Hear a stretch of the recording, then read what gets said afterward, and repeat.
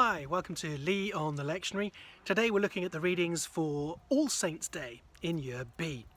And the readings are Isaiah 25 verses 6 to 9, Revelation 21 verses 1 to 6a, and John 11 32 to 44. Well, the readings for All Saints' Day glory in the long-awaited defeat of death by our risen and reigning Lord Jesus Christ. The long-awaited defeat of death by our risen and reigning Lord Jesus Christ. Isaiah's mini-apocalypse zeroes in on a glorious vision of eschatological joy. He pictures a banquet of rich food and well-matured wines to be enjoyed by a whole multitude of people. Those people assemble for this sumptuous picnic on a mountain to celebrate the destruction of a shroud or sheet that has been cast over the whole earth. What is that? Death itself, which turns everything to shadow in this vale of tears. But God himself comes to wipe away our tears and the disgrace of sin which caused the pain of death in the first place. That day will be the culmination to generations of hope. This is our God. We have waited for him that he might save us, as it says. Rejoicing and gladness without death and decay to spoil the scene can be both everlasting in duration and deeply satisfying in intensity. In the Gospel reading, we catch a glimpse, a foretaste of that day to come against the dark backdrop of grief. Lazarus is dead and buried, and Mary kneels before Jesus, perhaps just a little bit disappointed. If you had been here, why weren't you here? What kept you? If you had been here, my brother would not have died. She waited for him to come and to save him, but Jesus did not come when she had hoped. Yet he is profoundly disturbed and desperately moved in the face of death and the sorrow it causes. He weeps with those who weep.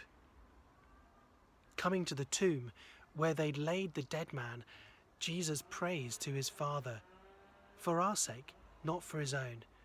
He prays to his Father that we might realize that there was no interruption in the intimacy of the divine Trinity and their settled saving purpose. Then the one who called creation into being, who sustains all things by his powerful word, cries out with a loud voice, "Lazarus, come out!" And out he comes. And as Jesus says, unbind him, let him go. So we see here in temporary miniature what will happen on the day of Isaiah's mountain feast.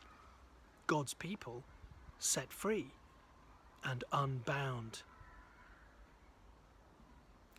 Revelation chapter 21 completes the same picture, when, like the Lord himself, we will be finally released, never to die again.